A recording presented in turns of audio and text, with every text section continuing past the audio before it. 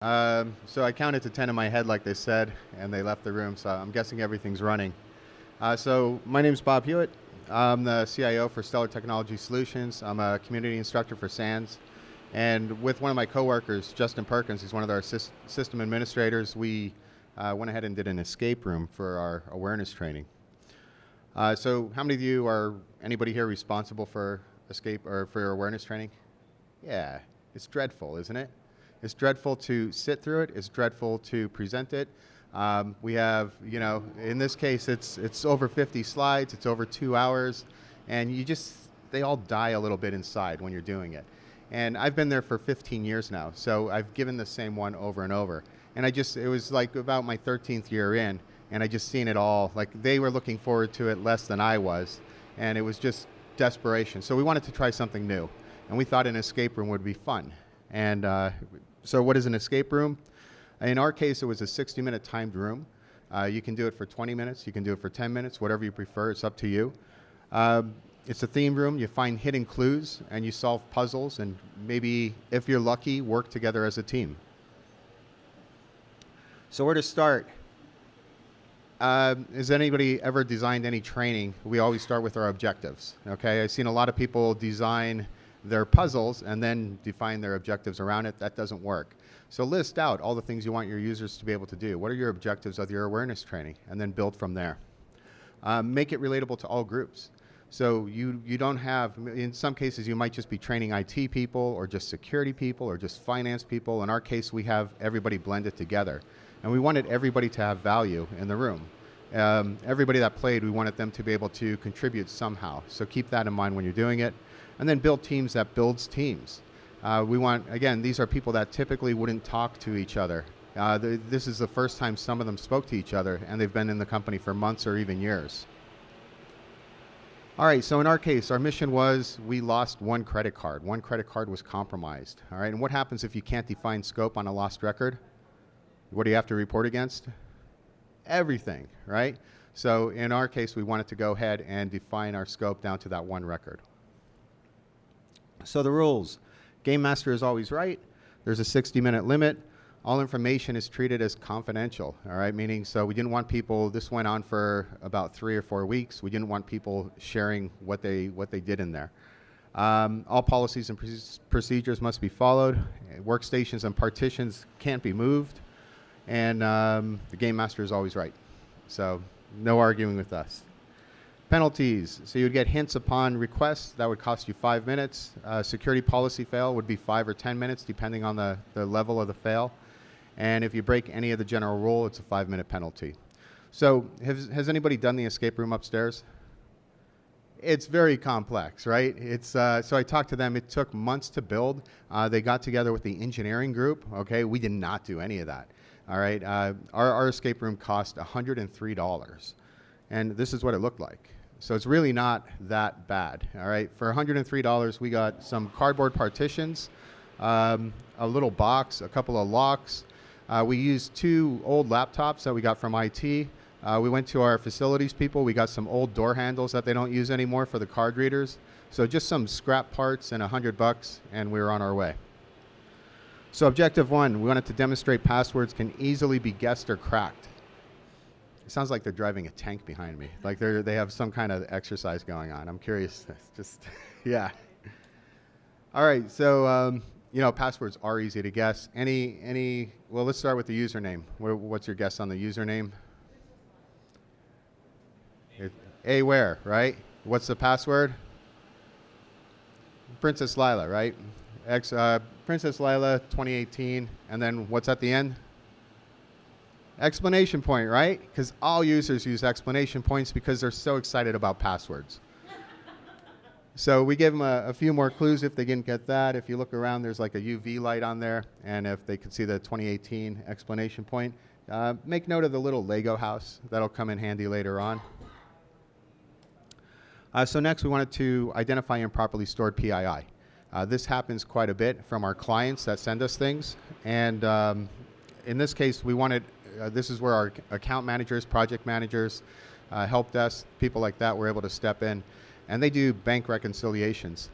So they had to go through a bank reconciliation file on the desktop once they were able to access the computer. they would find the transaction ID for the error, and then there was some PII left on the desktop printed out. And in this case, we see the transaction ID was 33089.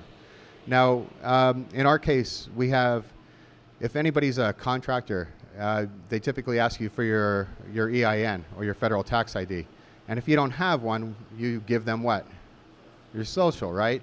So a lot of companies treat their vendors, they don't protect the EIN, which is okay.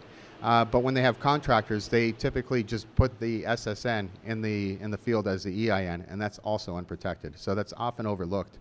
So we see our clients do that quite a bit. So we wanted to draw attention to that to our staff. So if you look at, like I said, the last 4 on that was 5589. Then objective 3, the level of protection should be proportionate to what we're protecting. So we have this box, a little cheap box we bought on Amazon. It has a lock on it. Is it protecting anything really? So it's balsa wood. We could smash it. We could just get a Phillips head screwdriver and unscrew the latch. But we have the combination from the SSN. So if you put in 5589, it'll open up. And in there we had some HID cards and a Caesar cipher. So with the cards, there were 4 cards in this case, and there were 5 players. So if we had 10 players, there would have only been 9 cards. So there was always 1 card short, meaning somebody didn't get to play at that point. You know, they were being left out. Which brings us to objective 4. We wanted to demonstrate compliance to physical access control and policies and procedures. So we have the rule, everybody has to scan in. There's no tailgating. There's no sharing your cards. And this is where these locks came in. So if you scanned on this side to get to the other side of the room, it would turn green, except for that one person without a card, they couldn't go over. So they were feeling left out, but we'll get back to them later. If you tried to come back, the other lock would light up red, so you weren't able to come back. So once you crossed over, there was no coming back. It's kind of like working in security, right? So objective 5, recognize the risk of password reuse. So again, what's your guess on the password here? Yeah, Princess Lila 2818 explanation point. It's just reusing the password. So we try to stress this to users. As much as we get them tools and tell them over and over, we do it ourselves as security professionals. And I dare anybody to tell me that you don't. We all have one password when you need to set up something quick and easy, and you need one time you need to get onto a site, and it's your throwaway password. You probably have it on 30 or 40 sites. So we encourage people not to do that. So once they log in there, they have a number 10. So during all this, we also encourage them to use a whiteboard. If anybody works incident response, the whiteboard is your friend. All right, I learned this way back many years ago in the Air Force. Anytime you're working an incident, you can do anything you want electronically and give me spreadsheets and dashboards and PowerPoint and all that. At the end of the day, I want to see it on the whiteboard. That's what matters, because that's what we can change, and that's what we can keep up to date, and that's where everybody looks for information. So we encourage them to write the number 10 on there and come back to it later. Same thing when they're guessing the passwords. We set up the passwords where after 3 failures, it would lock out for 1 minute. So it was eating up their time. So we wanted them to write the passwords down that they were trying to cycle through them and collectively, pick one. Objective 6, identify phishing attempt emails. In this case, we took the other partition board and we took real phishing emails that we had, real examples. And again, use the whiteboard. We told them to write down, if you see there's a color on top of each one, we told them to write those on the board and cross out the ones that were legitimate emails and just leave the phishing ones available up there. So once they did that, we go back to the Lego house. So you have if you look on the green Lego bricks, there was a Y in there. The black one had a P. The gray one had an E. The blue one had a B. If you don't have a master Lego builder on staff, you can use Play-Doh containers. They work too. Just buy those little ones and get a bunch of colors and just put the letters under the lids.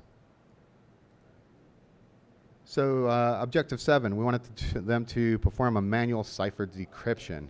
All right, we didn't want them to, we always talk about encryption to them, and we just wanted them to understand how basic and how simple encryption is at the lowest level.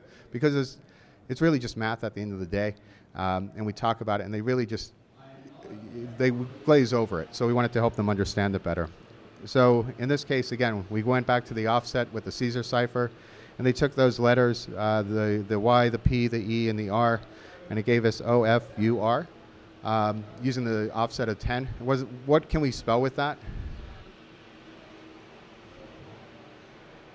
4, yeah, exactly. So we can spell 4 with that. If you look elsewhere on the desk, we had a little dictionary lock, and the combination for that was all 4s. So when they would open that up, there was a password in there, which brings us to Objective 8, perform a file decryption using 7-zip. Again, this is something we encourage our users to use, 7-zip, because it's easy to use, it's easy to encrypt a file, and it's something they can use at home. So how many of you have worked within an insurance company or real estate office or a bank, and they say, just email that over to us? You know, and you know it's going in clear text. So my wife, she argues anytime she works with the insurance company or anybody from where she works at, and like, just email it, it's secure. And it's like, absolutely not. So she's down where she can show people how to use 7-zip on the other side.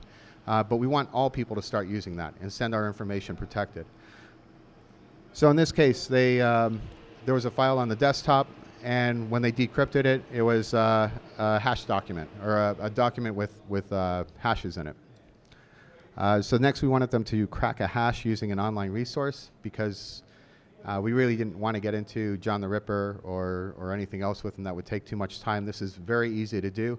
You can copy and paste a hash. We wanted them to see how easy it was. Just copy and paste a hash into crackstation.net, and it would come back. So they did that, and actually, if you look down, the one we're talking about is the one that says, second from the last, your company awareness at gmail.com. So that's the example we use. We created a Gmail account with our name, awareness training, and the password was, and we changed it, so don't try it now. But the password was, this is my password, okay? So from there, they were able to log into the Gmail account. When they logged into the Gmail account, they could see the capture from that one record.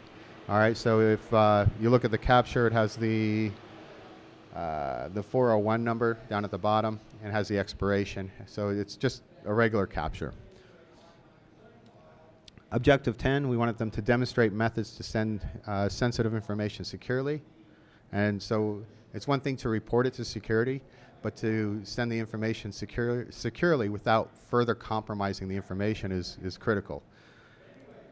So if they sent it to us, we expected them to, you know, again, use 7-zip, compress the file, password protect it, send us the password out of band, and once we receive that file in our email to our reporting site, then the timer stopped.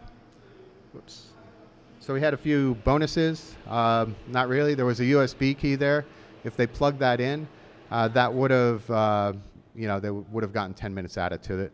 And if they sent the information in securely, again, that would have been a 10-minute penalty. So from here, again, make it your own. Define your objectives first. Always start with your objectives.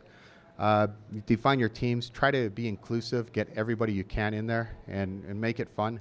You know, present your objectives to management. This is hard to tell management. You want to go play games and take over a room for 3 weeks. So we did make ours, again, portable. So we would have a few hours in the room, then we would break it down. It would take 5 minutes to set up. Also, being portable, you can ship it to other offices, and it's cheap enough where you can replicate it for other offices. Test it. And there's always things that are going to break. You know, no matter how much you test it, it's just like anything else we do.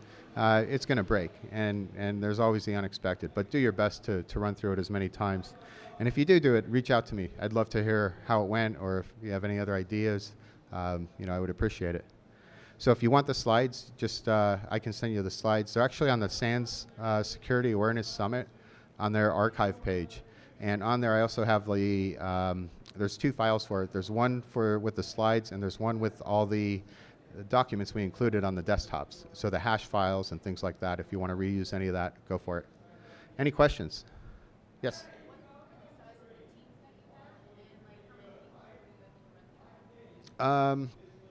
So we had about, oh boy, we had about 70 people go through it, and the teams were anywhere 5 to 8 people. So. All right. Anything else? Yep.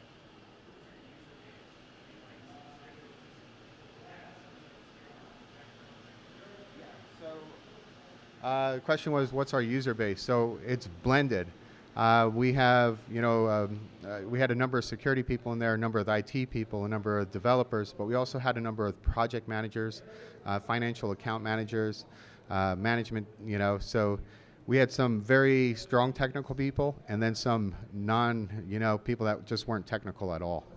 So they had a good time. It seemed to work. Yes? Yeah, we had, there's always a few that won't like it. And we had one person make a comment that they would prefer the 2 hours of the slides. But it's hard for some people to, you're never going to please everyone, So, but for the most part, keeping it at this way, it wasn't about letting them fail. It's more about letting them actually achieve it. So you want to keep that in mind when you're designing your puzzles. Like the one upstairs, if you don't get through it, you don't get through it. That was a hard one that they set up, and that's fun. But this one, your goal is for everybody to learn and everybody to win. So our objective was to make it where everybody could finish in really maybe 40 minutes or less, and we gave an extra 20 minutes just in case. So, yes? We did. Right. So so that was last year, and we did a summary to cover certain local things. We wanted to talk about GDPR a little bit, and just throw some stuff out there for that. We still had our managers training. This year we went back to just an hour of slides, a little less than that actually, and we're doing the videos online, and we did a CTF with them this year. So we're trying to keep it balanced, going back and forth. But if anything, the one year we did it in place of awareness training, and I prefer doing that. I think it's more fun. Yeah. Right. With onboarding, they have to go through the full deck of slides, because unless we have a number of them coming on, and we were thinking about setting it up just for the new employees. Yeah, so it's something we'd like to do it more often. People like games, so yeah. All right, anything else? All right, please reach out to me if you have any questions, and thanks for your time.